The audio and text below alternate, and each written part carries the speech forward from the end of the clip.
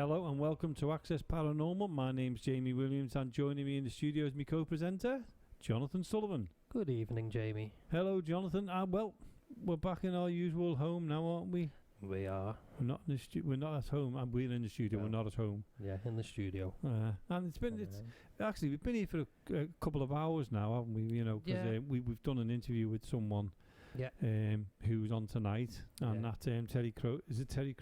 Terry CROZIER. So that's coming on in about 5 or 10 minutes time, isn't it? Yeah. And he's a really interesting fella. Yeah, the listeners don't want to miss that one. Definitely not. Definitely. We've got a bit of an interference in it though, because I mean, we can't hear when we're recording it. We can't really hear the recordings. No. What happened is the first 15-20 minutes is fantastic, and we had a quick listen back to it to make sure it was all right. And we've got a bit of interference in the rest of it, but it's still worth listening to, even though it's interfering. Yeah. You can hear him, and he's brilliant. Absolutely brilliant fella. Great, and he tells a really funny story in that one, doesn't he? He does. About a cockroach, but that's all I'm going to say about it. Don't tell him no more, Jamie. No. Well worth listening to that one. Definitely. And he comes from over in America, Texas in America. Texas, so, he'll tell us a bit more later on, won't he? Yeah. Well, have you been watching much on YouTube? Because this is the part where we always ask. I'm going to ask you about YouTube. You caught me out the other week, but you're not catching me out this week, Jamie. Because I've been watching Mindseed. Yeah. And something you recommended to me to watch on TV, but I found on YouTube. And that was the Mansfield Road or Mansfield Street. Mansfield Road. He's brilliant. Absolutely. A bit strange and out of the ordinary, because it was something that was captured on the man's, it was found on a man's hard drive, wasn't it, on his computer. So it was his own CCTV, wasn't it? It was like his own CCTV that he took. That was a really good one. I mean, I watched that one. Interesting. And I watched the other one with the girl who goes on a paranormal investigation. Can I think of the name of the road? Can I name it? No, I can't. But there's a series of them anyway. There is, yeah. I started to watch one of the other ones, which is about a man again. It's a different one, obviously. And everything was found on his hard drive. But this was actual footage. Oh, they actually showed you the footage itself? The actual footage itself. I'm going to have to watch that one. But going back to the Mansfield Road one, that was the fella who moved. He moved, didn't he, from wherever he lived down south or something like that, and he moved into this place, hadn't he? Like a cottage, cottage. Nottingham it was. Yeah, that's right. Yeah, and he just moved in. He kept hearing noises and everything else, but he just ignored it, didn't he? Yeah. And strange things started to happen. Yeah, and then he started to investigate it. He did. And then with the camera. Yeah, and the girl next door came and she worked in the same place, funnily enough. That's right, yeah. But I think we'll let the listeners watch the rest of that one and definitely highly recommend it. And the other one to watch is do you know what? I'm going to write them down for next week, the names. Mindseed, and it was A Dark Christmas. Good one, that, wasn't it? That's a good one. Yeah. I watched that one. I did like that one. It was me what told you to watch it. It was. I think it was actually. Yeah. But it was a good one, that one, because some of the footage they catch on that is really good. Yeah, brilliant. Really was that good. That was the one where he was in bed, wasn't it? And the door slammed. Yes. Yeah. Yeah. And he shot up out the bed. Yeah, that's the one. Not like me. I'd have shot up about the bed. Don't care if I was dressed or not. I'd have been out that door and the gone. House. Yeah. Yeah. And I've seen, but don't ask me to recall them, some of the top fives. There was a new nuke top 5. Oh, was there? Yes. Oh, that'd be good. And I was talking to Sean from Dark Territory. Oh, right, okay, yeah. We're going to be doing a full show with them. Oh, wow. The whole show's going to be Dark Territory and Ghost Quest. Well, not Ghost Quest, but that's our group, isn't it? Yeah. Sorry about that. And Access Paranormal meets Dark Territory. My mind's just gone blank all of a sudden. So, I'm looking forward to that one because they're really nice fellas. Yeah. And we've got a full interview with them. Oh, so we're going to have full 2 hours of that and an investigation with them. Oh, wow. So, social distancing, by the way. Yeah, of course. And everything's above board. What we're doing is everything is above board, and COVID has been tested in every single way. Yeah. So yeah, I'm looking forward to that. It'd be nice to meet up with them again. Yeah. Because last time I interviewed Sean on here. Yeah. A couple of months back, and that's when everything went wrong. Yeah. Everything, the door opened, there was cold wear, the windows were moving, the camouflage was moving. I'm hoping it's not him. Because otherwise we're going to be in for a really good night. It will be an interesting night. Yeah. So yeah, I'm looking forward to interviewing them. Yeah. Paranormies, I'll be getting in touch with them again. They're doing well. We'll have them back on, But they're doing that. I'm talking about the Paranormies. They're doing that in Nautica. The Rand and Nautica, they're doing some of that. Yeah. I've seen them doing that a couple of times now. And it's quite interesting what they're doing. It is. You know, and if you haven't seen it, go and watch it. I don't want to talk about it because it's interesting what they do, what happens. I've been looking into that a little bit more, and it's all about your mind. So what you're actually thinking. So you're asking it in your own mind what you want to find. But with it being digital, I know. You wonder how a digital thing can read your mind to send you somewhere. This is what I was thinking, but do you know what? Yeah. I'm still going to give it a go, Jamie. Oh, definitely. When the weather's better. Yeah. I don't want to be found frozen to death somewhere where we shouldn't be. And not on my own. Oh, definitely not on our own. Just think, though. What? By the time our warm weather comes around, it'll be time for you to do some sort of lone vigil. So we'll send you off on Rand and Nautica on your own. Nope. Nope. Come on. Not a chance with that. It's way too risky. We've said it before. I mean, we advise anyone trying that random Nautica, don't go alone. Yeah, unless your name's Jamie. Not even if your name's Jamie. Don't go alone. That's seriously. No, yes. No. If you're interested in it and you want to look at it, go and have a look at the ones on YouTube first. You just get your head around it first. Don't take any risks whatsoever. That's right. And if you're gonna try it, make sure you're with people. That's the most important thing, and that you've got some kind of phone or something like that, because it is a risk. It is. It is. I've watched a few more YouTube videos on it. People finding different things, and some good, some bad. Yeah, that's the worry, isn't it? It is. It is. And it's more for adults, really. I wouldn't recommend young ones to do it. Not in a million years. Children, no. Well, there was one in the news, wasn't there? And they actually found a body in a suitcase. Was that the one near the pier? Yes. Yeah, I've seen that one. Yeah. That's how dangerous it can be. It can be, yeah. So we're going over in a little bit to Adam Crozier. Adam Crozier. Who's that? I haven't got a clue. Maybe it's Terry's brother. I don't know. But I meant Terry Crozier. Yeah. All the way over. In sunny Texas. I know. What was he saying before we started the interview? He was like, it's only 85 degrees over here. We're going, it's freezing here. Yeah, it's like 2 degrees here. Yeah, and he wanted it. I know. He wants the cold. He said, send us the snow over. Yeah. Okay. Yeah. Send your son over there. You send the sun over here, we'll send the snow over there. Not that we can do anything with the sun at the moment. We can't even get out, can we? No, it'd be a little bit nicer though, wouldn't it? Yeah, it would. Definitely. But yeah, I mean, talking about this Terry Crozier, not Adam, Terry. Yeah. He's really, really nice man, and we actually seen him on camera, didn't we? We were interviewing him and that. Video call. Yeah, we had to do it the cheapest way possible this week because we've only just got back in here, so we couldn't get everything wired up properly, could we? And I think that's why we got the interference later on. It probably started off great, and then something happened. But it's a shame. But you know what? It's still a good interview. And what a really nice man he is. Brilliant. Yeah. He's smiling all the way, wasn't he? And that was that's the good thing about him. Yeah. And his and I think interest was fantastic. I think he nearly fell off his chair at one point laughing. Is that when I said the joke about the say no more? No, I won't say no more. Will anybody listen to that one? I couldn't see that though because it was you what it was you what I did, wasn't it? Yeah. So that was the funny part, is you could see it and I couldn't. I'm just talking to a blank space. But right, anyway, it's time to go over to Terry because Terry's over there and he's in, where is it, did I say? He's in Texas. Yep, he's in Texas in America and his name is NSPS. Hi, Terry. Hey, how you doing, guys? What's going on over there? Oh, you won't want to know. It's too cold for you.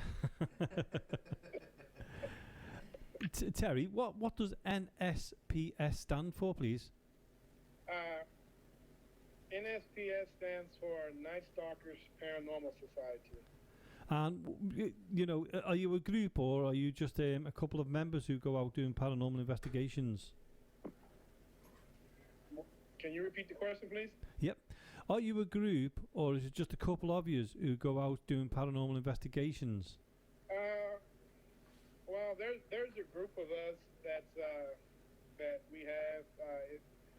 We right now with the COVID thing going on, it's really hard for us to come together. Yeah. But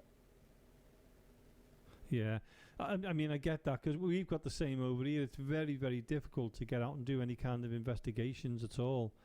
It's frustrating. I understand where you're coming from there, Terry, but you've got the nice weather.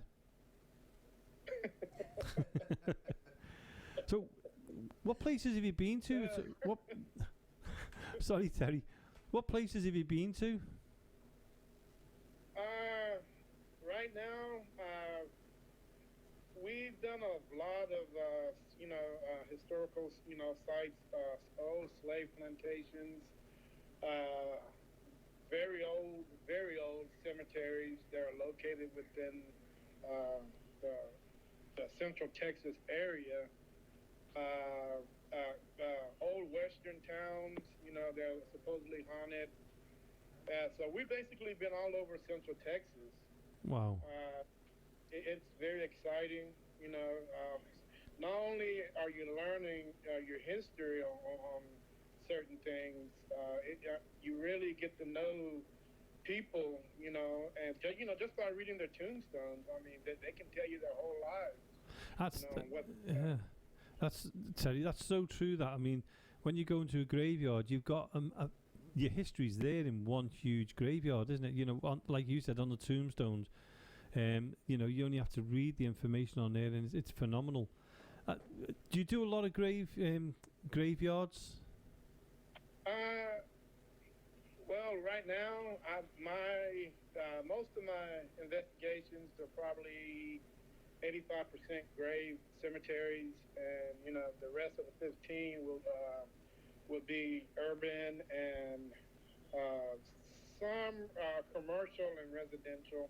It really depends on the situation and how urgent these people need help to find out what's going on in their situation. So people do actually call you out?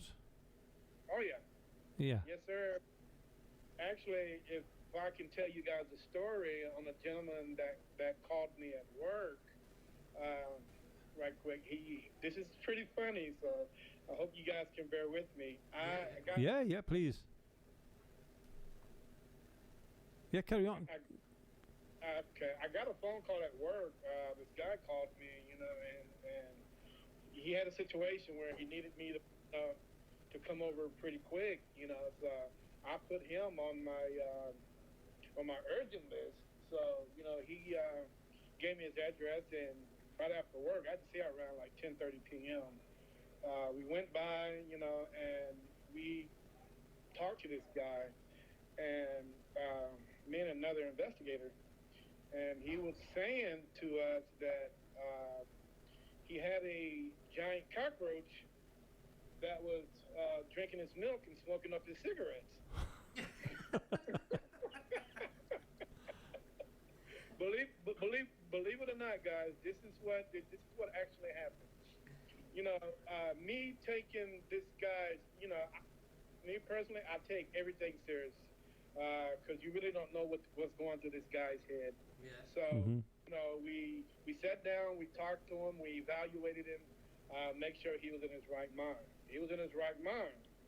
We asked him, certain questions, just to make sure everything is okay. He might not need some kind of medical treatment for for something that's going on. Yeah. So what we did is we brought in, the next day we brought in a sketcher, so we can, sketch and see what exactly, this guy's seeing in his head and whatever. So we did that, and sure enough, he actually sketched out a 3-foot cockroach. Wow. Seriously. So we sketched it out, you know, and we gave the picture to this guy, and we were like, okay, here's what we're gonna do. We're gonna go ahead and set up a camera in your kitchen. So we set up that camera, and you know, a day passed by, and we come to find out that the guy was sleepwalking, and we imagine, and and what's so weird, his imagination was so wild. He dreamed that cockroaches were drinking up his milk and smoking up all his cigarettes. So the thing is, once we reviewed the video, and we decided, well, this guy is sleepwalking. I mean, it's dangerous because he's actually smoking while he sleeps. Wow. You know, so not only could he burn himself, he can actually start a fire. Burn the building down, yeah. You know, so what we did is we went in and we showed him the video. It's like, hey, it's not a 3-foot cockroach that's drinking your milk. It's you that's drinking your milk. It's you drinking your milk when you're sleepwalking. Oh my word. And that would. So what we did is we tried to get this guy some medical help, you know, to help with his sleepwalking and his mind. Wow. You know. Yeah. So you know, so we had to, and what's so weird about it, we actually put pictures out on all social medias, you know, trying to track this roach down. You know. And come to find out, see, when the weirdest thing is when the lady came in and actually drew the picture, she actually drew a picture of 3 different individuals. And 3 different entities. So, I mean, I don't know what happened to the other 2. Maybe they were just something that was in his head, but we definitely put a wanted poster out in the Central Texas area. People thought it was funny, but, you know, I had to do whatever I could do to help this guy, you know, just to make him feel comfortable, you know, on his situation. Yeah. So we end up, you know, helping him out. He ended up getting help. And, you know, and to this day, me and him actually became pretty good friends. Wow. Great. He doesn't call me about the drinking of the milk and the smoking of the cigarettes anymore, because now he's actually getting help for his sleepwalking. So now now he knows it's actually him that's doing that. But can I just ask one question, Terry? Is the cockroach getting help? Because I mean, it's a heavy smoker and it's drinking a lot, isn't it? And it's at 2 spirits as well, because there's only one you saw. Well, it's nice to know that he's getting help anyway. You know, serious side of it is that it's good that, you know, you've been able to help him, and that's because you were called out for the paranormal, and you were able to help someone who now has become your friend, which is great. Yeah. Yes, me and him are pretty good friends to this day. Brilliant. I think we probably talk twice a month. You know, I'll call and see how he's doing. He'll call me and we'll go have lunch somewhere and just talk about the experience that he went through, and, you know, sit back and just realize how funny that was. But you know, the weirdest thing, but in his mind, it was really serious. Yeah. Well, he might not be your friend once this goes out on the air. You know that, don't you, Terry? Once everybody knows. Yeah, it was name, and just so we don't get the blame, his name is Terry CROZIER, and he's from Texas. So, Terry, apart from trying to catch 3-foot cockroaches, I nearly said that wrong. When you go out on your investigations, is it all just when you get called out, or do you go out and do your own investigations? You know, hire a building and spend a night in there. Do you do things like that as well? Yes, I do. I really don't, spend the night because I don't think my wife would like that. We've been married for like over 30 years, so she's kind of wow. And she won't go with you. She doesn't go with you. No, she went with me one time to a ghost town, and she really enjoyed it. Actually, she's a lot more knowledgeable than what you think, as far as the paranormal, because she actually picked up, a lot of evidence on her camera, and she actually took the time to actually, discredit things, and all that good stuff. So I give her credit. Yeah. On that, and she really helped me out. That's brilliant. Yeah. So do you go out every week, or is it just when you feel like going out? Do you have like a weekly thing or a monthly investigation, or just when you want to? We usually try to investigate once a week. So you're looking at maybe 4 times in a month. Depends on how the months roll. Yeah. I mean, we really get out, and in Central Texas, there's so much history here. I mean, you're constantly, just looking up your history and seeing what's going on, and just going out and just investigating things. I mean, right now, with everything in, semi-locked down, you really have a chance to go out and, do your hit and look at things. I really enjoy, the sound of silence when you're investigating things, and instead of 60,000 cars driving by on the damn highway. So we get out, at least once a week to do an investigation. There's a lot of slave cemeteries here. There's a lot of Confederate cemeteries here. Mm-hmm. I mean, there is so much here in the southwest Texas of the country. I mean, there's no way that you can find not something to do or something to investigate, because in Central Texas, everything is history here. It really doesn't matter where you go, you will find something. Well, that's it, and like you said before, you've got the weather for it as well. So you can get out as much as a lot more than we can. But it's difficult now with this COVID. Are you still getting out even though there's COVID? With the COVID thing, to me, I think it's a little bit more. COVID actually helps me out as far as as investigations. I mean, it's really, like I say, it's less people on the road. There's less people in the bar. There's no people in the bars. So you're able to go out and investigate all those old buildings that people turned into restaurants or the bars or whatever. Especially downtown Austin, where everything is being remodeled.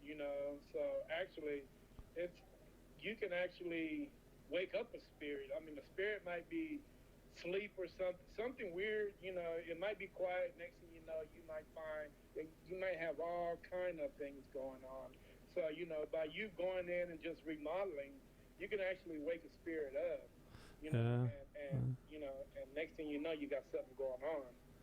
And when you go on the investigations, what kind of investigations would you prefer? When you're looking for a location, are you looking for something, well, how can you put it? Really, really old, very, very old, or doesn't it matter to you as long as it's as long as you can investigate it? Yeah, I mean, you know what? I'm the type of investigator that likes, to go out and just, well, the thing is with me, I'm totally opposite of the regular investigator. Most investigators like to go out and investigate things that are, that you already know that's haunted, because many paranormal investigators have been there. Yeah. Now, I'm the investigator that like to go to places nobody has ever been to. Yeah, they're the best. People really don't care to to go to, you know, just because, just because if you look at something and you see something a certain way, a certain person might see things another way. You know, Yeah. Like for an example, we went to a slave plantation that nobody had been to in almost 40 years. Wow. Yeah, the weeds have overgrown, and it was just a mess. You know, so I already knew that nobody wants to even think about going into that place.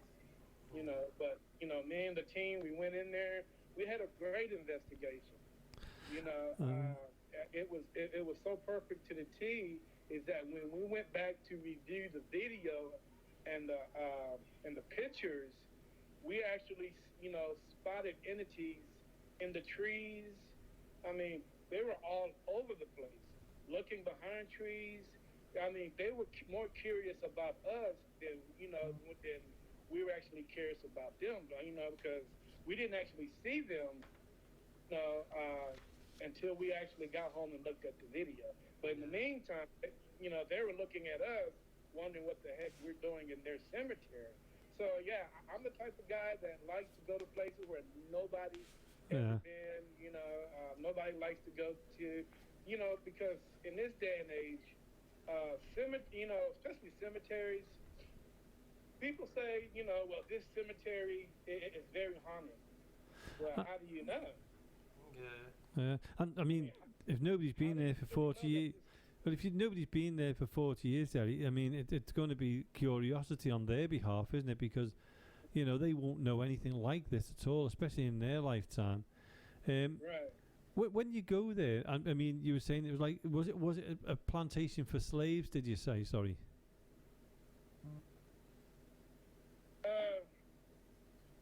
When I go to slave cemeteries, the first thing, I try to be very respectful towards them. It's because I know it's probably hard for them. It was probably hard for them in life, and it's really probably hard for them in death. I really don't know because I haven't experienced death yet. Yeah. But I know those guys there, man. I try to give them much respect as I can. And when I go there, I give them offerings. And I try to explain to them, as the way the world is now compared to where the world was back in 1840 or 1830, or better yet 1860, when slavery was abolished. Yeah. I mean, because in these guys' mind, they're not understanding on what's going on in the world right now. Oh, definitely. And what kind of offerings do you offer them? Because I mean, I'd find if I went to a place where slaves were, although I've got loads of respect for them and everything else, I'd be very, very nervous because obviously they're going to be scared in one way. They're still in in a country that they shouldn't have been there in the first place. If you understand what I mean by that saying, they were taken there. So it must be difficult to them to trust people, even in the paranormal world. It must be difficult for them. Do you get what I mean there, Terry? Yeah. Yeah. I mean, it's kind of. I mean, it's hard to explain. Yeah. But it's a sight to see, and I would urge anybody to go check out the slave cemetery. Yeah. Just because of the history, and definitely the things that these people have went through. I mean, because what we went through in life going on right now is nothing compared to what those guys went through. 100%. Yeah. And when you go there, Terry, I mean, what kind of offerings do you give them? Normally, what I would do, we have all kind of little trinkets. We usually have a bag, like toys, plastic flowers, money. It really depends on what part of the cemetery we're in. If we're in the children's cemetery, we usually leave like little cars, you know, because Nice. you know, if we're more into the, you know, the adults, Yeah. I think women will leave like we'll go to the Dollar Tree and pick up like plastic flowers, you know, and then, because nobody actually been there to put flowers on their graves. Oh, yeah. Flowers, you know, little plastic flowers there, Yeah. you know, and go from there. And soldiers, you know, because some of these slaves did fight in the Civil War, you know, fighting for their lives. So what we'll do is we'll go out and put like a little, you know, like a little medal, you know, because most of these guys didn't get no medal or anything. We'll get like a little plastic medal, and you know, we'll say, well, this is for you, and go from there. But it's all about a respect, and you know, I really, and you know, the weirdest thing is I feel comfortable being in the cemetery. Most people ask me, you know, why aren't you scared? You know, no, I feel quite comfortable in the slave cemetery. I feel like, you know, like I actually belong there.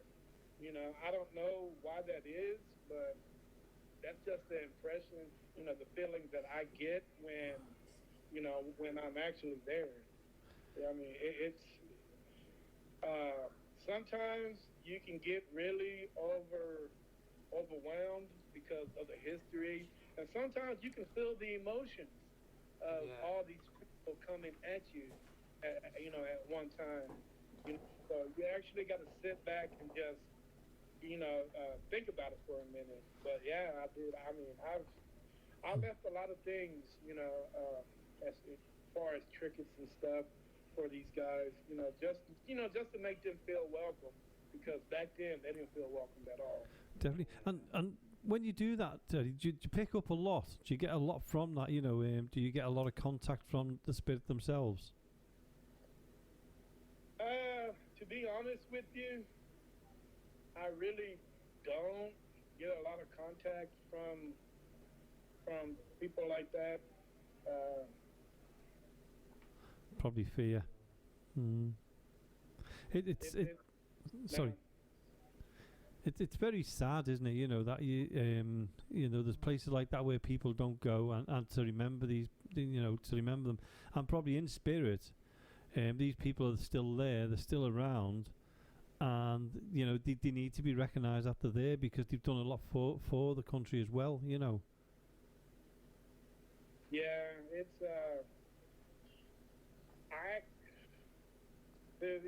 it's really heartbreaking. I mean, I wish you guys can come over and just, you know, see what I see. And you guys would be, your mind would be like mind blown, you know, some of the things that I've seen, you know, as far as, you know, banding, you know, slaves. So Terry, going back to the plantation you went to, nobody been there for 40 years. How did it feel being the first people to go back there to actually do an investigation at that place? You know what, I was kind of, you know, when I first went there, I was kind of scared, you know, because I didn't know what to expect. You know, I didn't really think how I would be accepted, you know, in a cemetery like that. But you know, like I'm saying 20 minutes ago, the entities that I saw that was, you know, they were just as curious as I was. Yeah. You know, I can actually, if you guys have, what I'm gonna do is I'm gonna send you guys some videos of that particular cemetery where I can actually show you guys, you know, the curious onlookers that were looking at me behind the trees and, you know, and all that stuff. I mean, that really shocked me once I seen that. These guys here, I mean, they're just people. I'm not really scared of them, you know, and I know they're not scared of me. They're curious. Well, it's the same, isn't it? You know, you're going there to investigate, and you're looking for them, and they're wondering what you're doing there, a stranger in their environment. But you didn't see you actually didn't see them when you were there. You'd only seen them in the videos when you received them. When you had to look at the videos. Correct.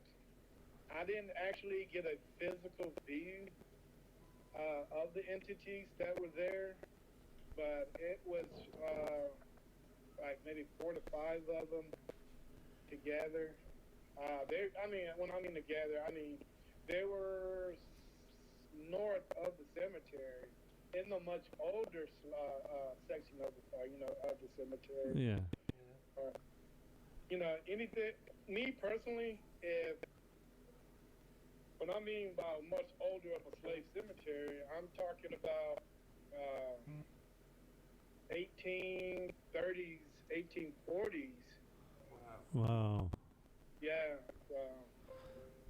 And believe it or not, most of these graves had either been beat down by time, or somebody just coming in and just abusing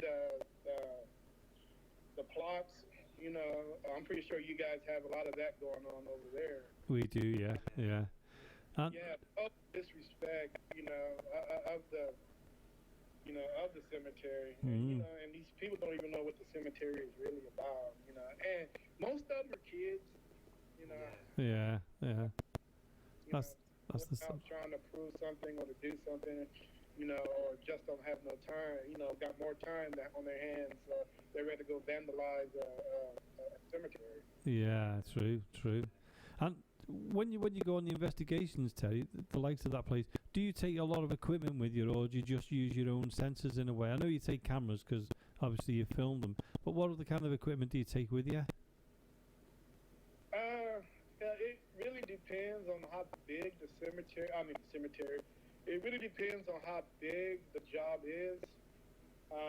Most likely, if there's 4 of us, and we're in a facility that's pretty big, we usually take about 7 cameras, 2 for stationary, 4 for in-hand.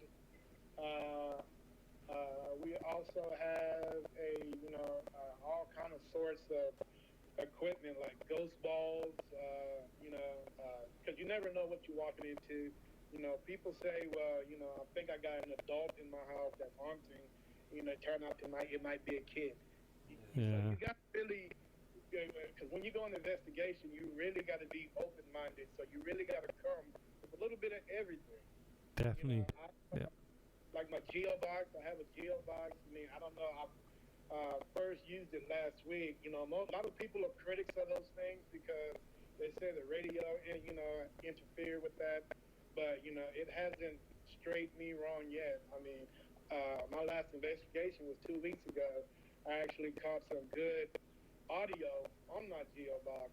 So, it turned out to be a plus for me. My ghost meter, I always carry my ghost meter. We have like 3 or 4 of those. I try to make sure that each team member has a ghost meter, because, something pretty big, they want to separate, they can do that. We keep walkie-talkies on us, just in case we need to get somewhere real quick. So there's a lot of equipment that we carry to investigations. Now, if it's just me, I'll be lucky to have a camera, my phone, in case I need to go live, or, it really depends on what situation I'm in as far as where I'm going. So you actually go on your own? Yeah, sometimes I do. Sometimes I do. The last couple investigations, I went on my own. I kind of role model myself after Franco TV. I don't know if you guys heard of him. No. I'm trying to think. Have you heard of him? Yeah. Is that there's a fella I watch sometimes. It might be him, and he goes off on his own, and he'll go to a house. And last time I seen him, he was with this woman. He went down into the cellar, and I think something dropped onto the floor. But he basically tries and debunks most of the stuff he does. Yeah. Well, I kind of, when I look at that guy, it's like, well, he's doing what he's got to do. So, and considering that my team is a lot younger than me, I am probably the oldest member of my team. I'm knocking on 50, and the rest of my team is between the ages of 27 and 35, and they have families, and it's COVID, so they really don't get out as much, and they got kids. But with me, my kids are grown. I got one in school. The other two are out and about in the world, doing their own thing. So it's basically that's me. And, and the only problem that I have as far as going out and investigating by myself is my wife calling me. Listen, Terry, you said about 50 being old. It's not. Take it from me, it's not. And talking about going on your own, I don't go on my own, Terry. Well, I did a lone vigil the other week because I was pushed into it, but usually I don't.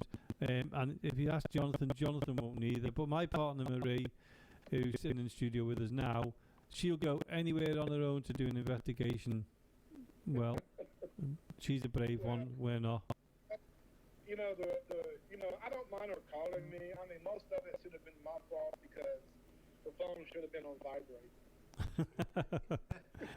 the worst thing is when the phone goes off in your pocket. That's the only thing that makes you jump all night, doesn't it? Because believe me, man, when you somewhere you don't know, you've never been to, your body seems to tighten up. All your senses seem to be on alert. Yeah. And and you're ready to go at one drop of a dime. Something you don't understand. You really either you're gonna run towards it or either you're gonna run away from it. Yeah. I mean, mine's a second. So so when you're by yourself, all that, I got to look at all that. Another thing is like all these slave cemeteries that I've been to. Some of them may be 120 years old or even older. The ground has really caved the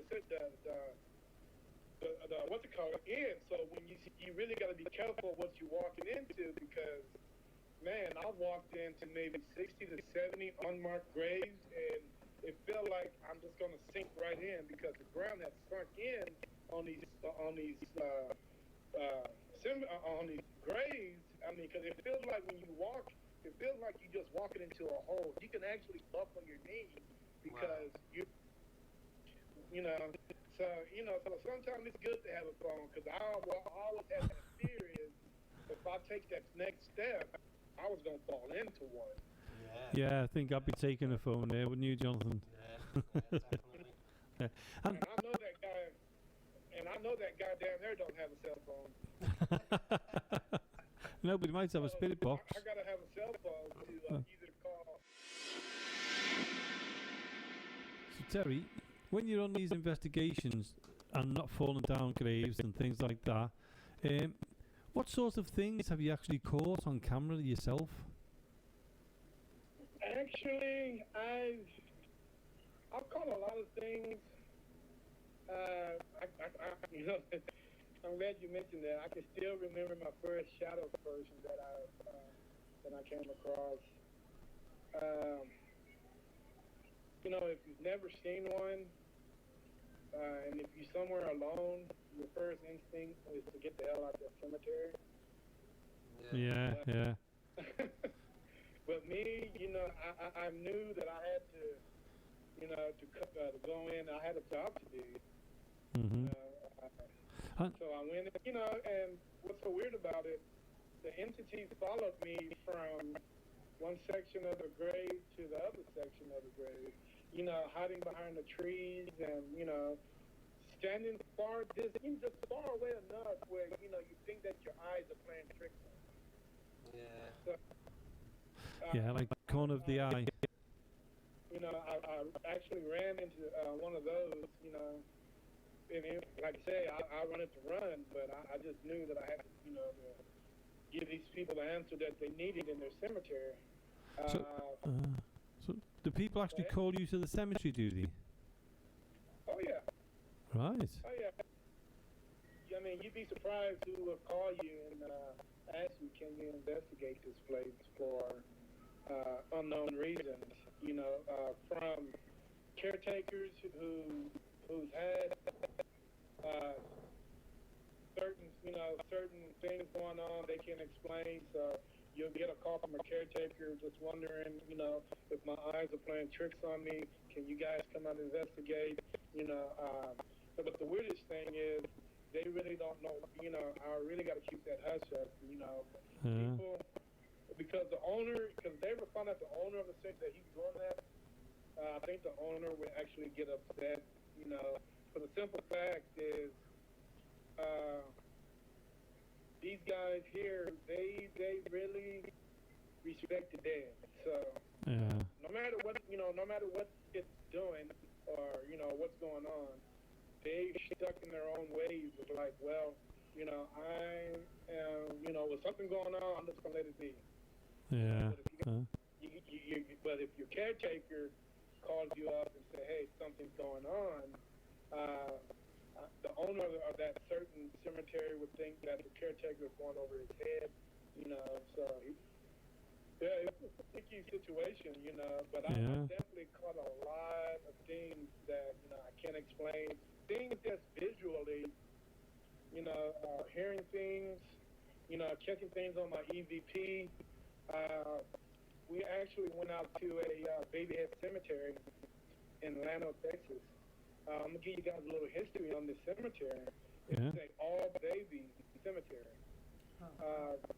The cemetery was first built back in 1860.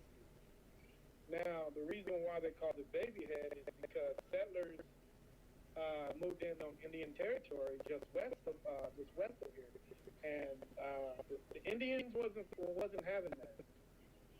They said, well, no, you cannot come here, and you cannot you cannot come settle here.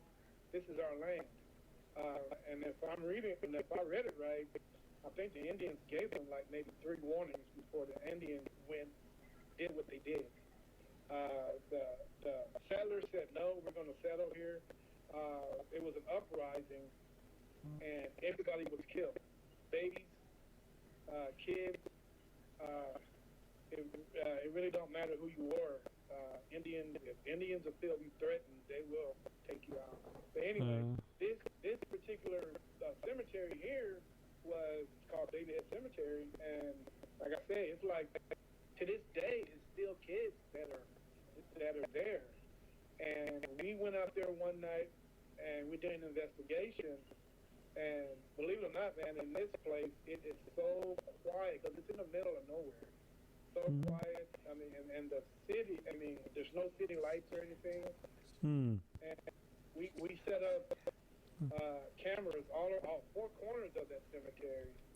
And dude, we saw, entities on camera when we came back, kids dancing around. We actually picked up kids on our SLS camera. They actually came up and were shaking our hands and whatever.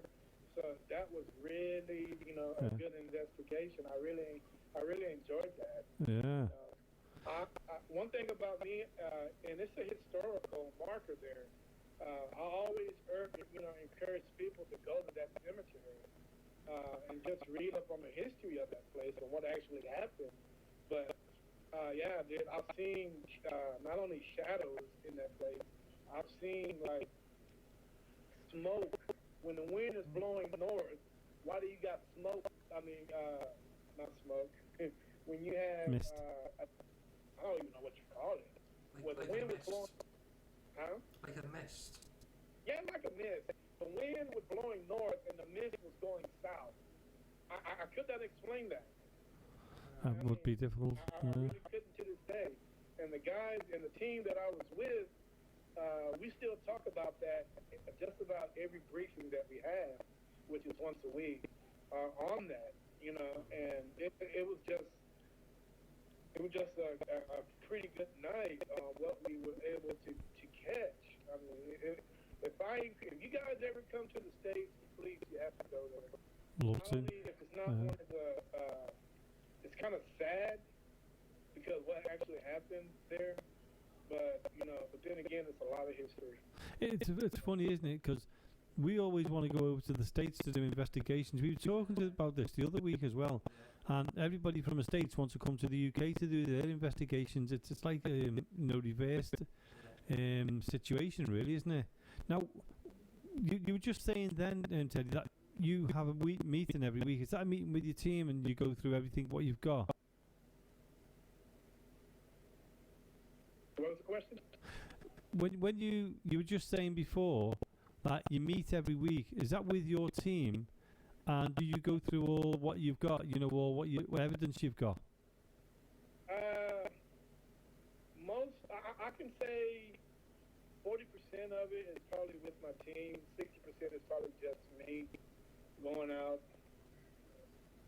Right, so you must be very dedicated to what you're doing if you're going to sit there for hours. See, the thing with me is I've put my heart and soul, and I put so much money into this project. Yeah. I really don't see no way of backing out of it. Yeah. And I'm into something new that I don't know if you guys are willing to try on your own investigation. It might sound kind of crazy, but I'm willing to try it.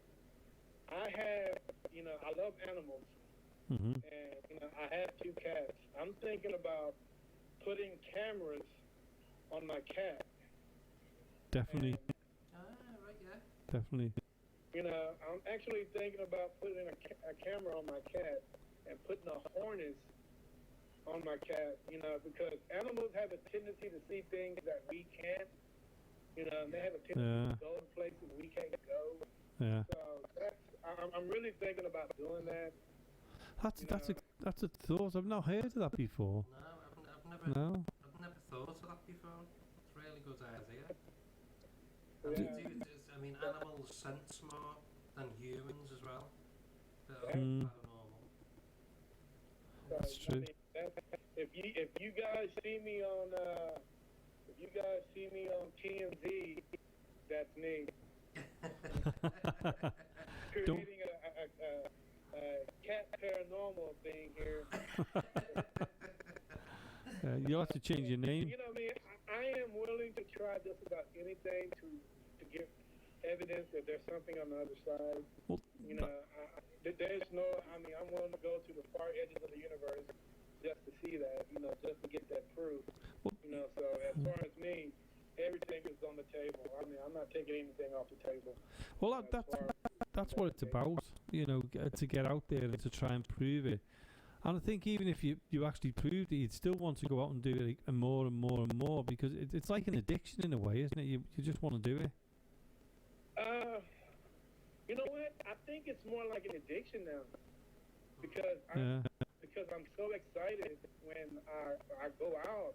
When I get off of work and I start packing up, it's just an adrenaline rush. Definitely. Knowing that I'm going out to investigate something. I can possibly, whatever I catch, I could possibly change the world, just on evidence itself. And so it's just a big rush for me. And I just think I'm crazy, but when I get off of work, I am so excited. It's like, have the car gassed up, man. Make sure everything is packed. Let's leave nothing unturned. Let's go out there and be the best paranormal investigators we can be. And besides, we need to go out there and just have fun. Being an investigator is not always serious. No, definitely not. Now, I've got to ask you, what does your wife think of you doing all this paranormal stuff? Does she think you're mad, or is she quite happy for you to do it? Well, the thing with my wife is, like I said, we've been married 30 years. She's seen me do all kind of things that, that heck I can't explain or she can explain. I just end up doing them. But believe it or not, I have so many unfinished projects here at the house. She's like, well, why don't you, because I spent a lot of money on equipment. And first thing she says, well, why not finish a project that you started 20 years ago? You know, instead of spending money on all these, you know, this equipment that you got just laying around. I say, my equipment is just not laying around. Come on. She can always go with you. She says some of the funniest things, but I mean, she's with me 110%. You know, long as you know I really don't go out there and you know get hurt, get injured, or not come home that night. Or bring anything back with you. Home, you know, and just make sure you know that you guys. It's something that I always do. No matter where I'm at, no matter where I go. I always say a little prayer before I enter every situation. If it's me by myself, or if it's with the team, we always have a prayer before and after. You know, just because we don't want nothing attached to us, you know, or we just don't, you know, we don't want any of that. Yeah. Because having something attached to you can really change your life. Definitely. And I've got to ask you, do you have a medium in your group, or you just go by your own, you know, your own initiative? Did you say something about a medium? Medium, yes. We have a medium. The thing with her, she's a flight attendant, so she's always on the run. I mean, she's going from one place to another, and you never really know how to keep up with her. But when she's here, she does investigations with her. She's pretty cool. She's very sensitive. She sees ghosts. You know, she can sense just about anything. The good thing about her is, believe it or not, guys, she's never felt anything negative. That's good to hear. So she's always felt some things that are positive, you know, and when she does it, or when she comes with us, a lot of the entities interact with her. You know, either they pull it on her shirt, or just trying to get her attention because they can see her and she can see them. You know, so I mean, it's pretty cool having her around. You know, I understand that the job situation comes first. Definitely. And another question is do you ever research the locations before you go, or do you just go in there blind and then do the research afterwards to see that your evidence you've got, you know, it works? I've always do a pre-investigation. I've always, like if it's a pretty huge cemetery, I recommend every paranormal team. It might be kind of expensive, but I encourage every paranormal team to have a drone. Have a drone? Have a drone. That's where you can get everything that you need without walking around. Yeah. Actually, you know, wasting time. Yeah. If you have a drone, you can actually get an area view of everything that you want. Yeah.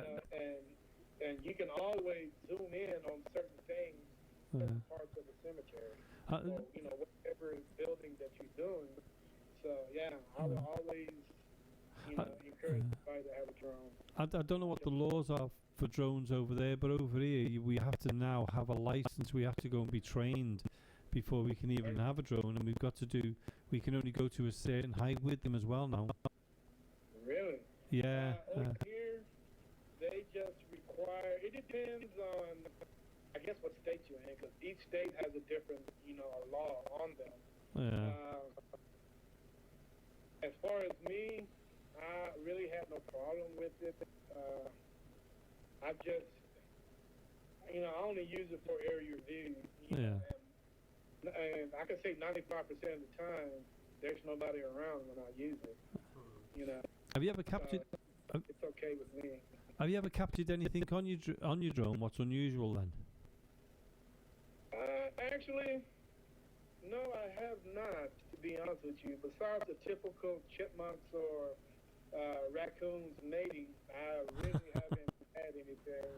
You know, as far as catching anything on my drone. Yeah, because the amount of drones that are out there now, you think something would be captured, wouldn't you? You know, whether it was Bigfoot or anything like that, you know.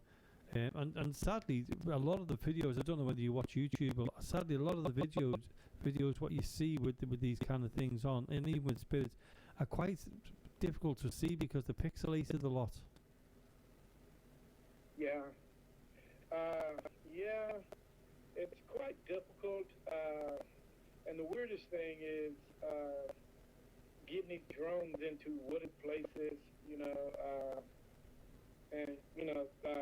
and what's crazy about it, you really don't have that much battery time to actually go investigate with a drone. So the best thing to do is go get your aerial view and just land it and leave it there, because you really don't want to go and damage it or hit a tree or whatever, because when you look at a drone, you're looking at money between $260 all the way up to $1,500.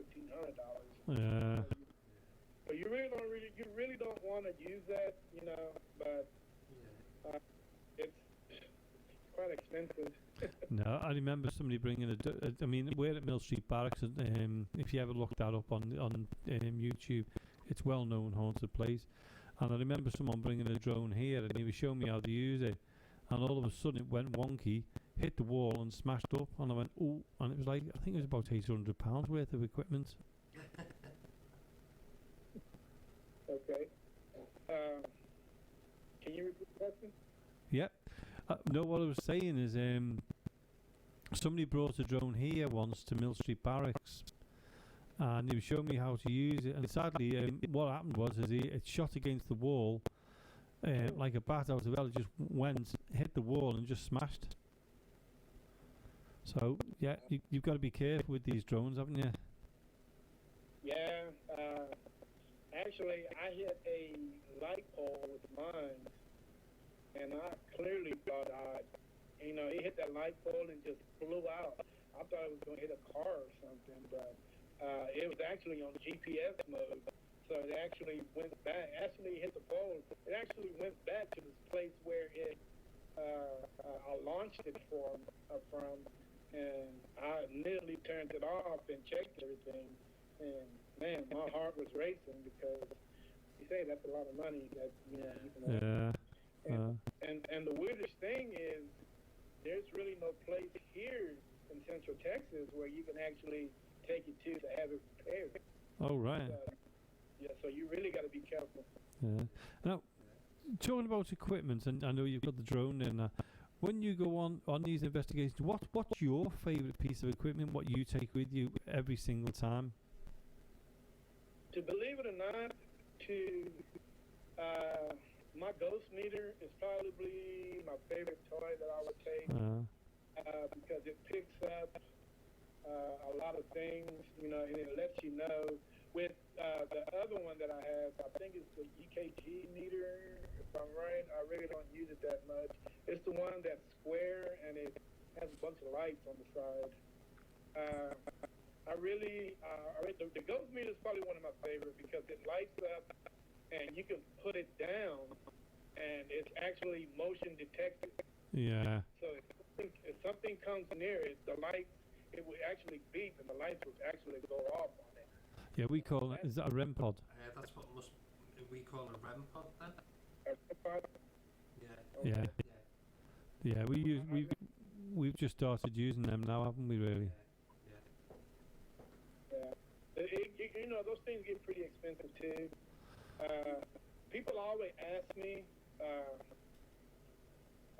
what is your price range between, what's a good camera, to get things started. If you ever want to become a paranormal investigator, me myself, I always thought that it doesn't make a bit of sense for me or anyone else. Unless you really got the money to go out and buy a $1,200 camera when you can get the same results with a $80 camera. Exactly. So I'm not gonna spend all that money on that, And $80 camera or $100 camera. Let's say you drop that $1,200 camera. Well, with the money you saved, you could always go and do the house for your wife, and then you've got a bit more peace then to go and do your ghost hunts. Well, hey, my wife has so paranoid because I got so many cameras around here. You know, she was, you know, she always watching her back, thinking I might pop around the corner with a camera in my hand. You know, well, there's that much in ours now. I mean, we use some equipment here. You know, we're the same as you. We don't take a lot. We have the REM pods, and we've got what you called was like the cat. We call them cat lights.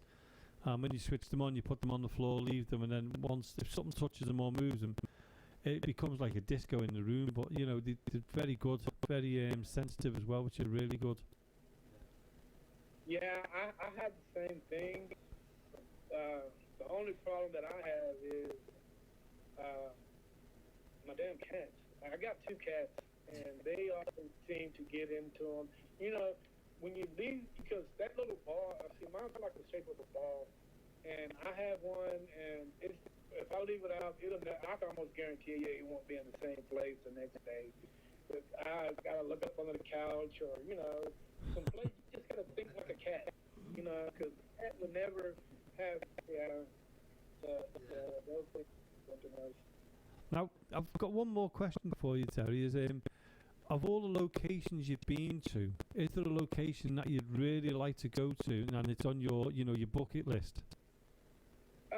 Actually, the Myrtles Plantation in Louisiana, just south of New Orleans. Yeah. I don't know if you guys ever heard of a country western singer called Loretta Lynn. Loretta Lynn, I have. Yeah. Okay, she bought that plantation for the simple fact that it was haunted by a little girl named Chloe. This little girl, well, it's not just Chloe. It's a lot of activity on that place, and I would love. And what's so weird about it? A lot of people know about it, but people don't go there for some strange reason. I mean, I really don't know why. But yeah, I would love to go to the Myrtles Plantation. I think that place is like, I can't even tell you how many acres it is, but yeah, that would definitely be on my bucket list.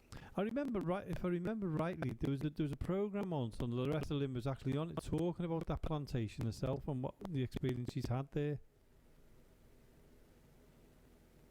I'm trying to remember. But you know what? Come to think about it, she was on a program with that particular place. It was called one of the scariest places. I think it was called the scariest places on Earth. That's the one. I think so. But that's you know, that show has been canceled over 10 years. I'm gonna have to go on YouTube and check it out just to make sure. But what they do is they'll just pick a family who wants to do paranormal. They don't have any experience. They don't have anything, and they would just lock them in there overnight, just with the camera and the flashlight, and just let them go at it. You know, and it was something else. But most of that place, most of those places were videoed in the UK. There was a council that they filmed in. I can't remember the name of it. A very old castle that they filmed over there, and I think the people ended up running out of there less than an hour. They had got started. Wow. That'd be one to do. Well, Terry, it's come to that time now we're going to have to say goodbye. What we'd like to do, though, is keep in touch with you and get you to come back on again and tell us a little bit more about what you've been doing and what experiences you've had since, from tonight. Sure, I mean, I would love to. I mean, that's something that, you know, that's the reason why I like to do podcasts and I reach out to people is, you know, to get to know people and, you know, and be able to, you know, socialize with certain people on certain parts of the planet, you know, the world, you know, where I can just constantly stay in contact with you guys. Definitely, you know, that would be. Hopefully we can do this again. Definitely, 100% there, Terry, because we've really enjoyed your stories, especially about the cemeteries, and you know, it's very interesting because it's unusual to hear, you know, an experience from other people from another part of the world than what we get, because we're England, we're only small to use, but it's nice to get that perspective from another country and another part of the world, what the paranormal's like over there. And I know you guys are much older. I mean, I know the things that you guys investigate are much older than over here. Because I know that country's been around for a long time. Yeah. A lot longer than ours. I thought you were saying we were much older then. I would love to get over there and investigate. The only problem is I don't like to fly. Well, that doesn't help, does it? How long would it take for me to do a boat ride over there? Are you rowing, or is it an engine, or are you talking about a main boat?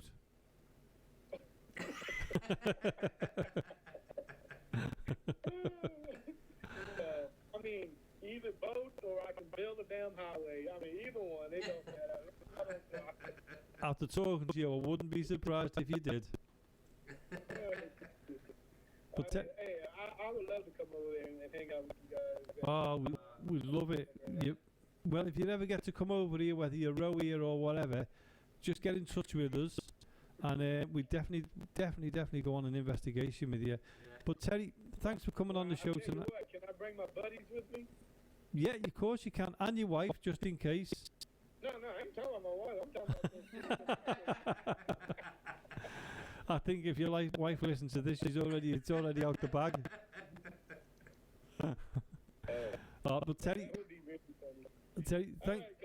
thank you so much. Good night. And you too. Thanks so much for being on the show tonight. We really do appreciate it. Thank you.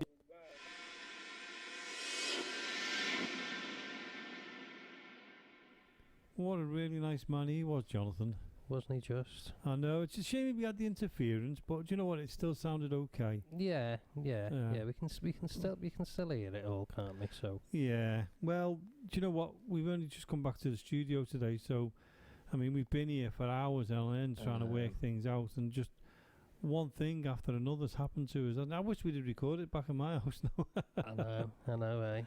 But hey ho. Do you know what? It always tends to happen every couple of weeks anyway, though, doesn't it? Even at Mill Street, yeah. Yeah. Every time we come here, something weird goes wrong. I'm sure they're doing it on purpose, you know. Oh, you know what? You might be right. I know. But I wish you'd stop looking at that door. I know. I keep looking at it. How do you know? Will you stop? Stop it. Yeah. But we went in. We pre-recorded a show earlier on today as well, and even that was like hissing and everything else. It's just like it's whether it's something in the building, I don't know. But I mean, no, it's happened before, hasn't it? Yeah, it's crackling, and I mean, wouldn't mind, but they're all like everything's been inspected. The mics have been checked. Everything's been checked. I know. It just seems to be really strange. Yeah, it does. One second it was fine. Yeah. And then we recorded, and it all goes skew-if. I know. Oh well. The hours we spend doing this for 2 hour show. I know. And it's all appreciated, eh? Well, yeah. You know, next week it'll be a lot better. Everything will be. We're going to come in here. We're going to go right through every single wire, every system, trial and tested, and probably still get a hiss. Yeah, probably will. But no, he was really good. Going back to Terry there.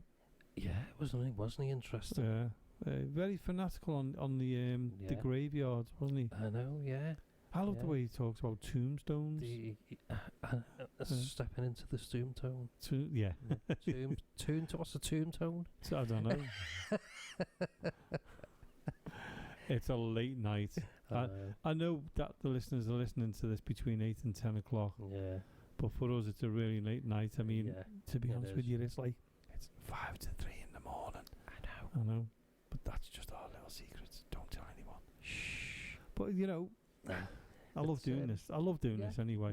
And everything's a challenge. It is. And we did go down in the cellar a little bit later on that recording. Going to go on there. Sorry about the hissing on that one. I know. We were trial and error on the testing of these two mics that we wanted to see if we'd done something, but you know, it's still a recording, it's still an investigation. That's it, isn't it? We still might pick something up, who knows? Well, this is it. You'll still hear it if there's something there. Yeah. So let us know. Yeah, and I really enjoyed Terry. He was a really good laugh. Yeah. Oh you yeah. know, yeah. Especially about the cockroach. I think that'll go down as one of my favourite stories. That Smoking all the cigs. Yeah. Drinking all the milk. That was funny. He was laughing himself, wasn't he? You could actually see him, couldn't you, on the phone when we were recording it? I had him in front of me. Yeah, I couldn't see him at all because you had the phone facing you. I know. But yeah, he loved it. We're going to get him on in about the next 2 to 3 weeks, and we've got a busy time ahead of us. We've got quite a few interviews to do. We've got another few interviews booked in from around the world. I'm going to say. I know. And we've got another few coming up. Hopefully, someone from the UK. We've actually got someone from the UK. Just for the change, Jamie. Yeah. Just for the change. I know we've got another few things coming up, haven't we? Well, I'm sure we'll have the Paranormies back on soon. Definitely the Paranormies, Dark Territory. So, they're good. I've tried to get hold of Mindseed. I've sent them a few messages now, but I've not had any reply. But it would be great if they got hold of us. So, Mindseed, if you do listen to this, get in touch. We'd love to interview you. Yeah. We'll keep putting it out there. They're probably going, oh, yeah. Who are you? Yeah, who are you? Come on, Mindseed, give us a call. Send us a message. Yeah, let us know. Yeah. Or if someone out there that's listening knows them. Tell them. We want to get in touch with them. Yeah, come on. Yeah. But no, we've got quite a few interviews coming up. It's going to be good. Yeah. We're going to do a couple of investors as well, because we haven't done them for a few weeks, have we now, because of the weather and not being in here. Yeah, so we'll get a couple of them in, won't we? Yeah, keep yawning, you know. I know, it should be good in here now, shouldn't it? Yeah. I'm looking forward to it. Yeah. I mean, we went down and cellar and done a mini invest in that, but it was pitch black in there tonight. Do you know, it was really, really black. Not that dark. But that's because the other week when I was here and the lights stripped on me. Remember I was telling you? Yeah. And the lights stripped and they haven't fixed them yet. Right. So, but I'm just glad we had the torch. I know. Yeah, we just. Yeah. So I'll tell you what. Let's play us down in the cellar doing an investigation for the first time in, what was it, 3 weeks, 4 weeks? About 4 weeks. Yep. So here's that investigation for you right now.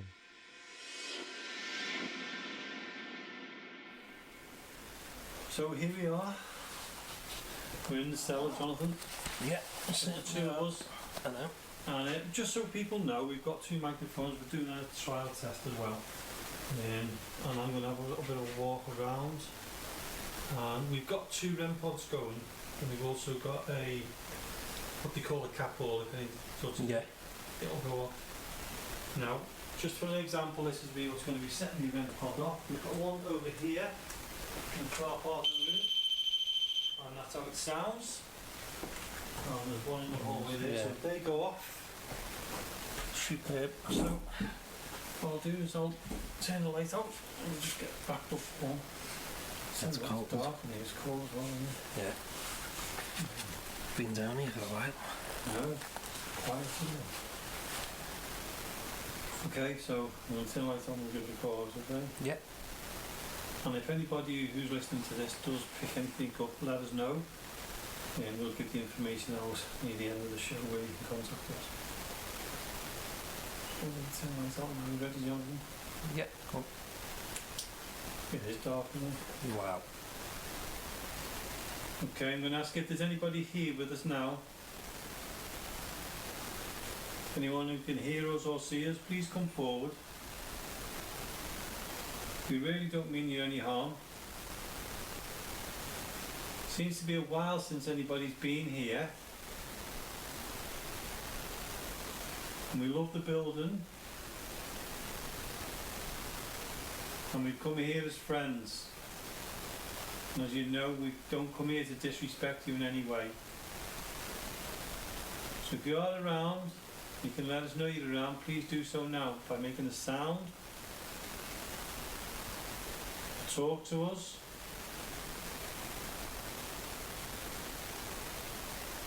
Or do what you can to show us you're here. got Jonathan, and you've got me, Jamie.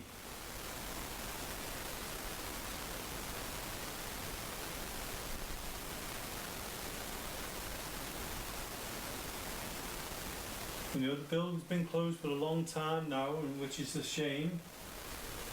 You know, it's full of people usually, and the energies are high, and it's being used for what it should be used for. So please, come and talk to us, come and say hello.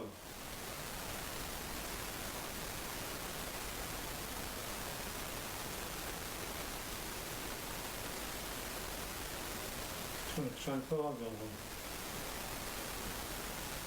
Is anybody down here with us now? Are you in the hallway? Could you walk down the hallway? There's a little ball on the floor. You just touch that, it'll light up. Or if you go near the little black object, that'll make a noise and light up. It won't do you any harm whatsoever. There's also a little black box in the corner of this room. If you don't want to come close to us, then you can go there and it'll just show us where you are. Like I said, we don't mean you any harm. You just come to say hello. I'm sure you've seen us many times.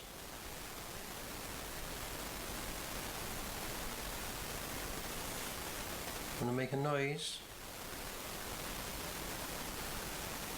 It's so dull.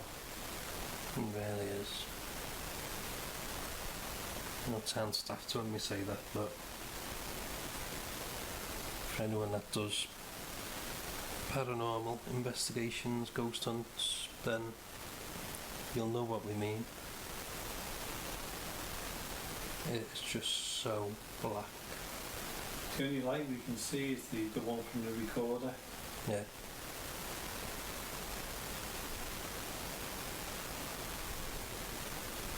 Can we hear your footsteps?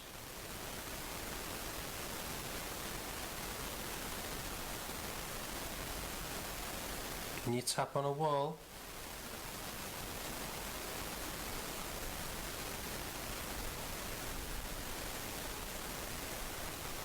Can you whistle?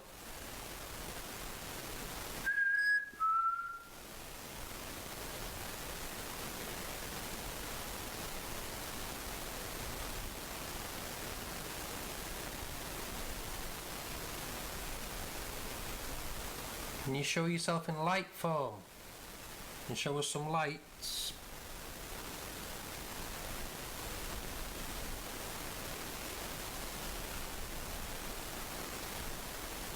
Do something.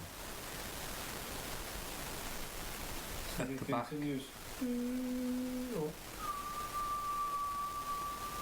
Like that.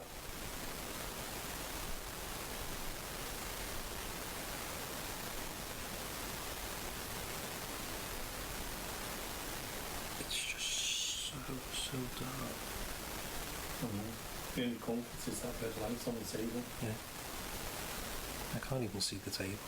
No. If there is somebody here, we don't mean you any harm. I'm sure you know us by now, and we do apologise we haven't been in here for a while. We technically have to get all the proper documents to say we're allowed in. And we know you probably don't understand what's going on in the world at the moment. But lots of places are in lockdown, there's a lot of illnesses going around. And that's why people can't come in here. They're not trying to ignore you or abandon you, they just can't come into the building.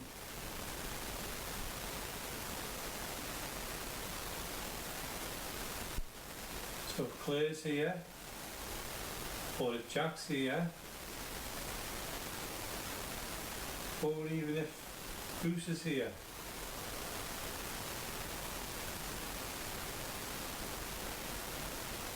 Come on. Let us know you're around, even if it's just light form.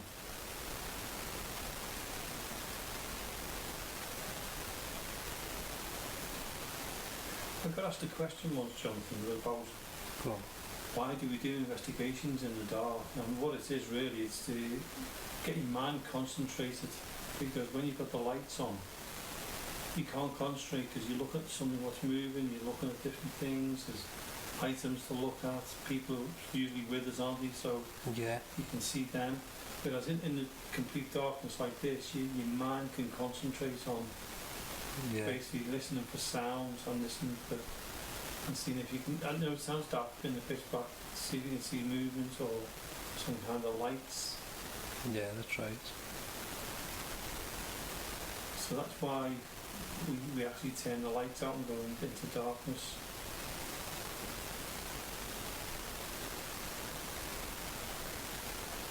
That doesn't mean to say that if you have some light, then you're not going to see or hear anything.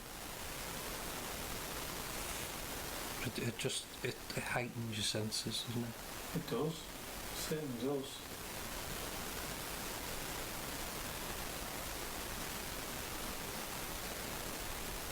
Is there someone here now with us who can hear us? Can you make a sound?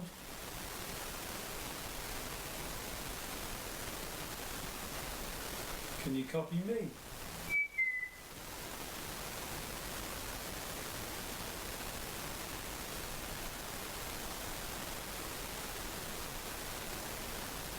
Are you able to tell us your name?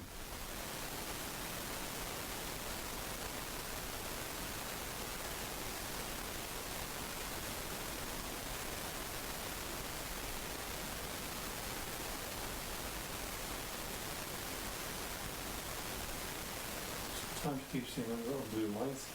I've just seen a light near you.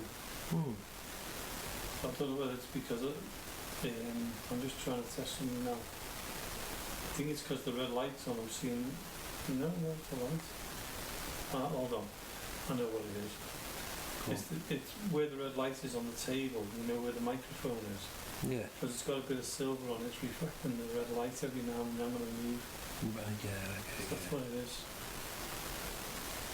That's the good. I was catching it in the corner of my eye, and when I moved, I seen what it was. Yeah. Well, just before you said that, I could hear what? Footstep? Like a footstep? Or like a tapping sound? So just say, if you picked that up. Did you say a flash then? No. Okay. Must just be my eyes. So all we do is the atmosphere's changed a little bit. My left arm, which was really cold a couple of minutes ago, it's gone really warm now. Okay.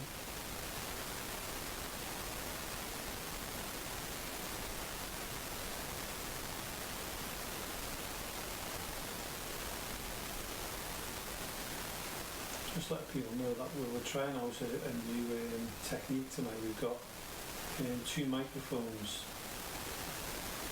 We're just seeing if we can pick up anything up on the two microphones. It's connected into a recorder called a Tascam. And what we're doing is seeing if the two microphones pick up really well.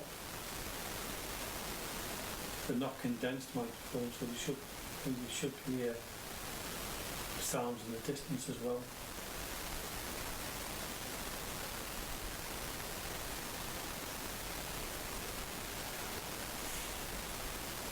I'm going to ask if there's anybody here with us now, anyone who can hear us or see us. Please don't be afraid to come forward and show us you're here. We're here with the utmost respect to you, to each and every one of yous. We're here with the respect to the building and everything involved with this building.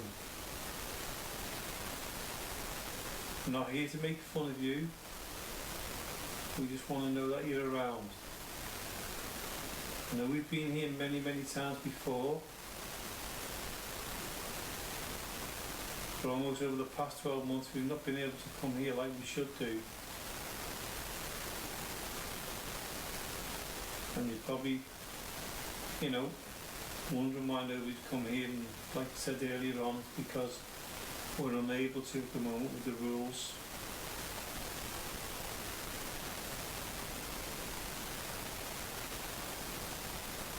And we're looking forward to that time that we can come here on a regular basis to you.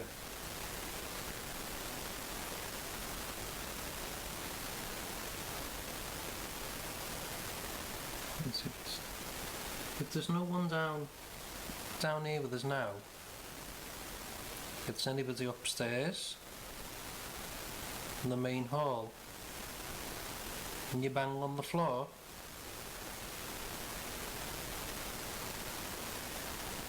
or can you shout?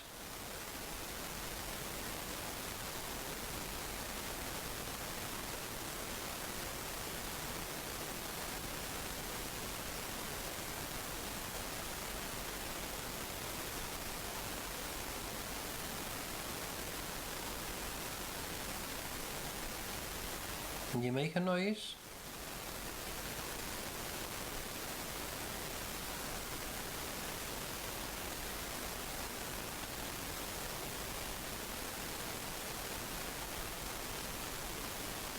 It's very quiet, isn't it? Sometimes I think I'm seeing things, but I don't know, it's just my eyes adjusting, and I'm sure it is.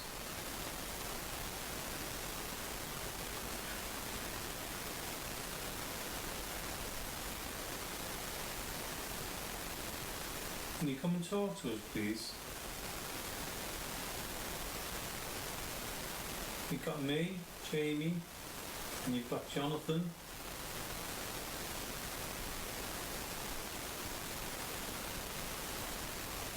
I was saying my arm was dead warm before it's gone cold now.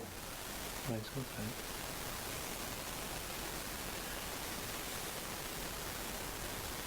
Did you hear that then? I just yawned. Was it not that? No. No. It was like a tap, like a... I can only describe it as like a bird tweeting. Oh, no. I can hear the water dripping in the distance. Oh, I've got like a wet thing over the back of my head. Okay.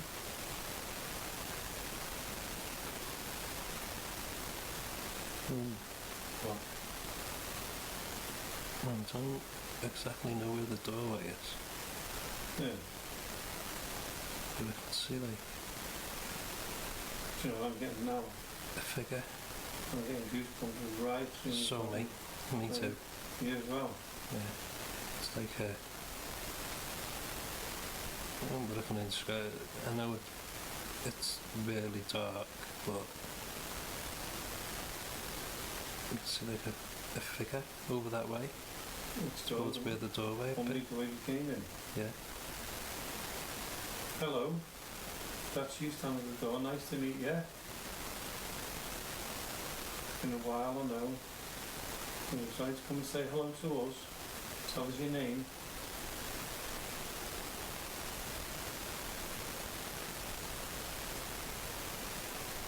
I can't even see the door or anything. Well, that's what... I'm just sort of looking in, do you know, in that general direction. Yeah. Probably on the right there. On the left hand side, across from there.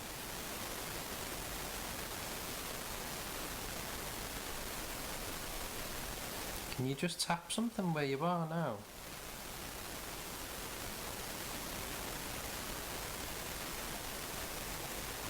Did you see that then? No. Right, okay. Where was it? Like a flash behind. Oh, I don't like this. What is it? It was like a flash behind you. But we're halfway towards the door. Yeah. On the ceiling. Like a white flash. That's been seen before. Were you with that time when we were in here before that, with that flash going out from the ceiling? Yeah.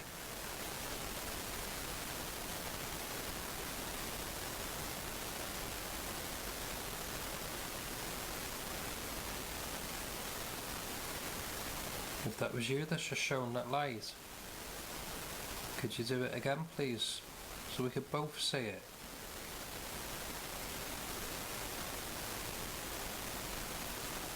Or could you make a sound? So we can hear it. Hey, Austin. It's very long.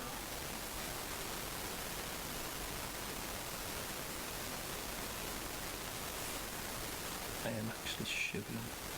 Oh yeah. But I'm not cold. I'm literally not cold. I'm actually warm. Just see the light to the right hand side in the corner of the eye.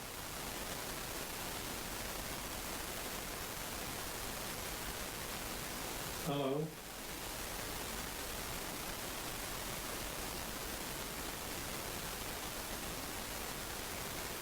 We're not here to do you any harm.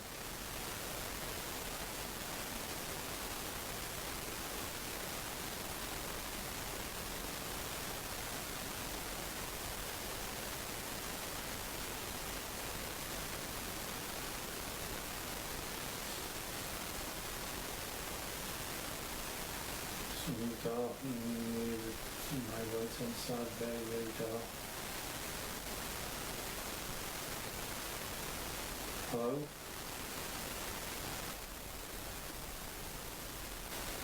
Come.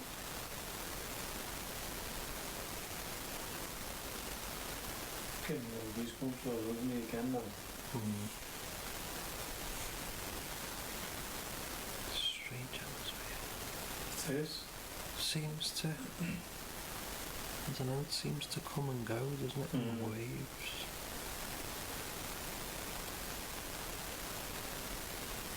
Are you curious?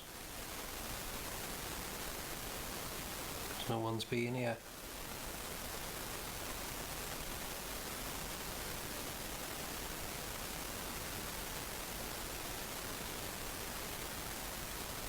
You know who we are. I'm just in the light behind you. Okay. And you know me, you know Jamie. You know we're here with respect. Don't mean you any harm. Just come and say hello. We've come to say hello to you.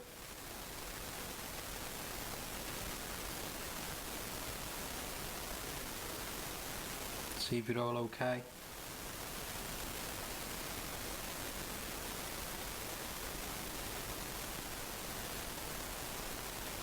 Are you missing all the people?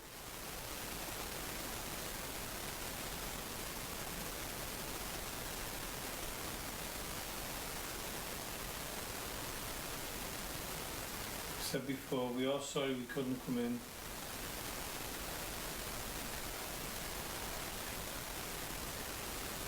I'm just... Hmm? It's just me moving. I'm just trying to... Right. Okay. So my chair was like... vibrating. Was it? But it's quite solid. Yeah, these are metal chairs, aren't they? Quite solid chairs. But I know some of them are a little bit uneven, but I am moving around on this now, Jamie. Can you hear it? No. No.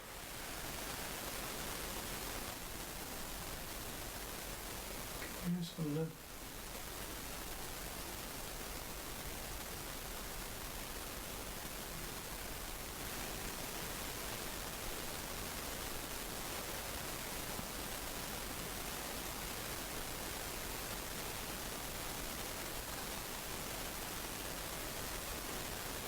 Something on my head then. You know when you get that web kind of thing on your head? Listen. Can you hear something? Big one. Yeah. Really?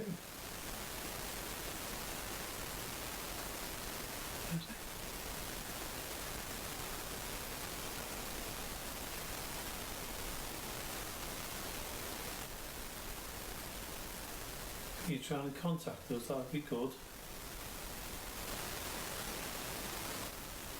Yeah.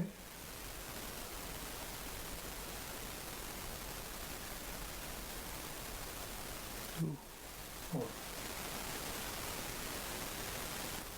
Ooh. What? What is over to the left? You're left on mine. Ah, man. You're right. Whereabouts? By the table. I don't know where the table is, Jamie.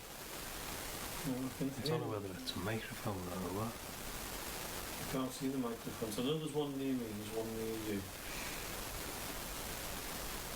But there's one on your left in the corner, and these are the ones on my left and my corner. To your right. I can definitely listen.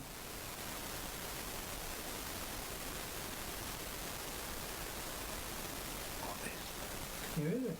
Yeah.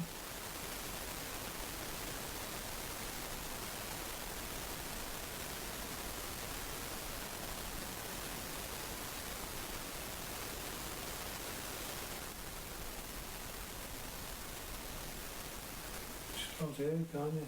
Mm-hmm. A bit louder then. Can you make that louder for us?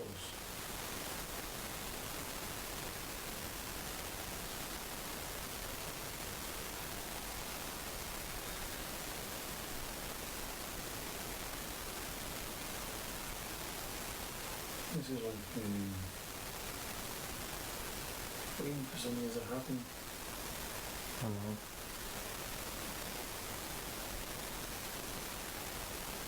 Again, glimpses of things, but not.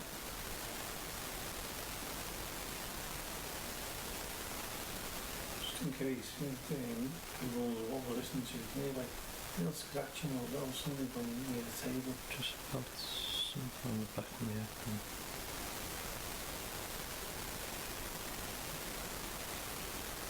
Okay. Yeah. Keep going, please.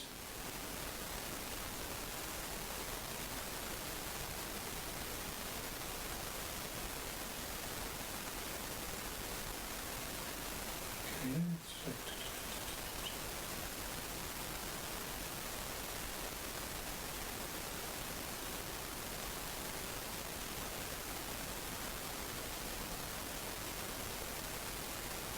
Ashton's doing those now.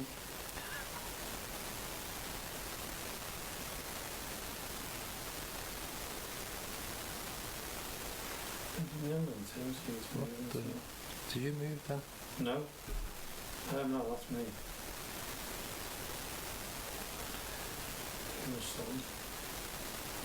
I've just moved then to put my hand back in the box. No, you didn't move before the one I said. No. Okay. Oh, what have you seen? It's not what I've seen, it's what I heard. It sounded like if I put my... I'm going to move my foot now. That's what it sounded like.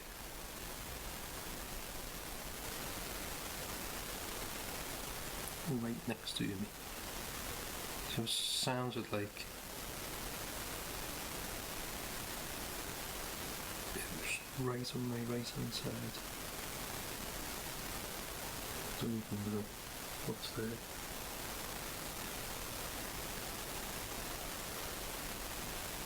Listen.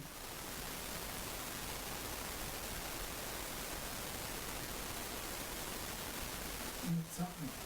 Yeah.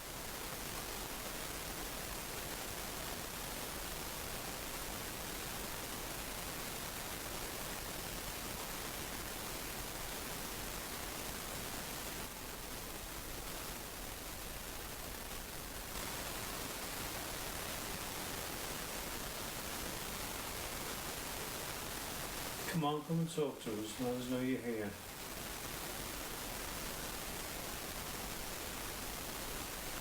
Just going to check something.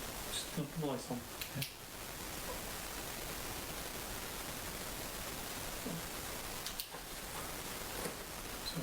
Somebody wants them.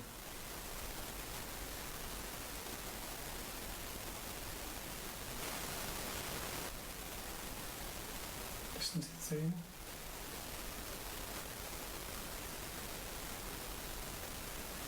If you can hear me,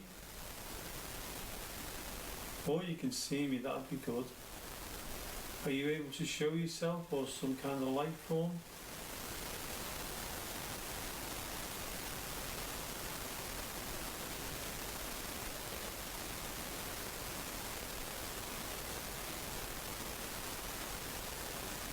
There are two items on the table, and if you go toward them two items and talk, if you can pick up your voice. So you're able to tell me your name?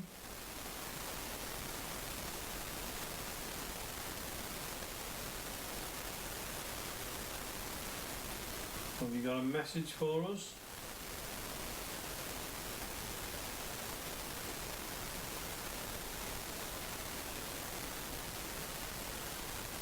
We really are not here to do you any harm or to make fun of you.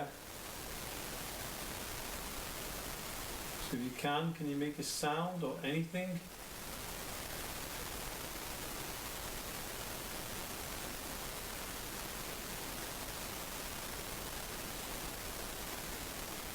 Can you copy me?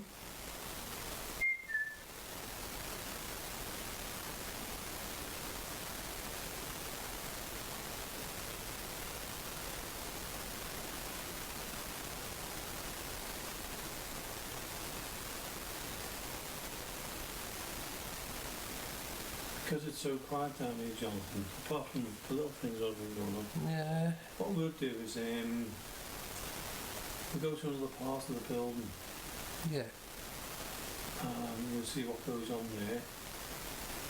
But what we're going to do is, this is for this week's show. For this week's show, I mean, come on. This is for the show. But what we're going to record in the next hour is going to go on the next show. So hope you've enjoyed this one tonight down here in the cellar. If you have picked anything up, let us know, and when we get back into the studio in a minute, what we'll do is we'll give the information out now where you can contact us. But I hope you've enjoyed that little bit of a mini invest for this week, and we will be back next week. Probably be recording the show very, very soon. In about 10 or 15 minutes we'll be recording the second part and the third part for next week's show. So come on, let's head back upstairs to the thing. So, you ready? Yeah? Yeah. Okay, let's head up.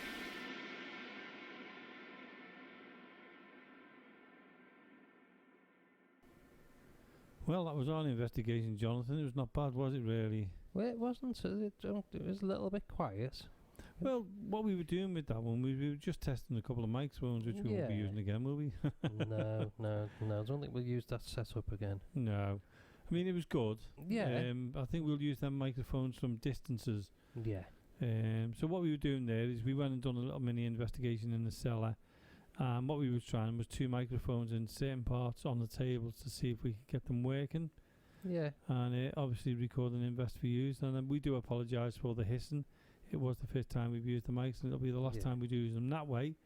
But it's one of those nights tonight, isn't it, with all the hissing and the messing around and everything else? Everything. I mean, we tried that before we went down. I mean, it sounds okay. Perfect. Absolutely perfect. It's the same as everything else we've tried tonight. We've tried it, perfect, and then we use it, and it's I don't know. It's been one of them nights again.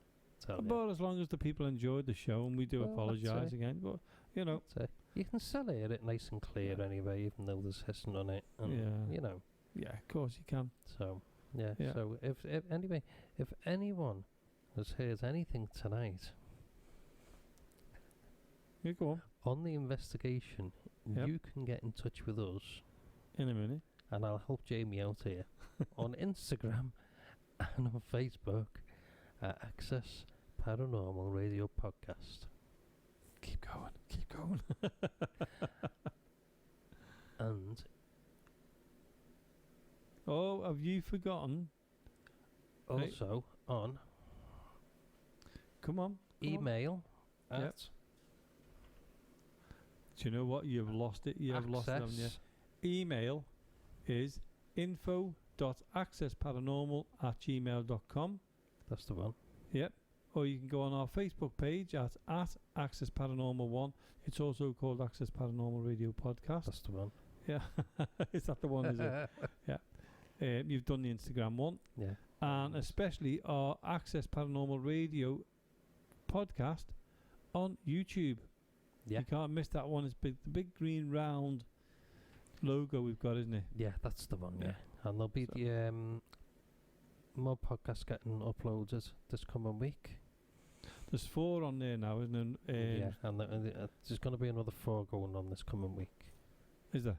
Yeah. Do you mean I've got to work now and do the posters for them? That's the one, yeah. Oh, the things I do. You see, YouTube's up and running now, so now it's down to you. Look, you're making me choke now. Turn it round. Yeah. Yeah, I'm sure you'll get me back. I know. do you know what? You know where I work? I work Yeah. at Complete Train Solutions, and one night this week I had to lock up, you know, when everybody come. And but before everybody go, you know, I have to go around, do a check-up and lock everywhere up and that. Dear. And me being me, thought I'd be brave and I'd go through, you know, with the lights off and that. Yeah. So anyway, I done all that, locked the door, went round, made sure everywhere was locked and that, went into the rooms, locked all the doors, nipped to the loo, come back out again, and as I come back out, I forgot they've got this like white dummy. Oh, you never thought? No, it didn't even cross my mind, and as I walked out the toilet, I automatically looked left to check everything was alright there, and nearly dropped.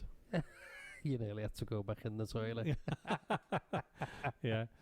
And I never told anybody about that in work neither. I just went, okay, we'll lock up now. You know, it's just like that. Next time I locked up, the lights came on.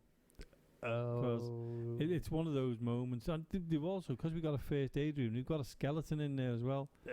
So as you're walking past the window, you know, sometimes you've got the skeleton staring at you. Oh, man. And I think, was it one of them actually they knew I was going to be in that night. Locking up, so they put the skeleton at the window. So me being me, don't normally walk around that, made sure the doors were locked and everything else.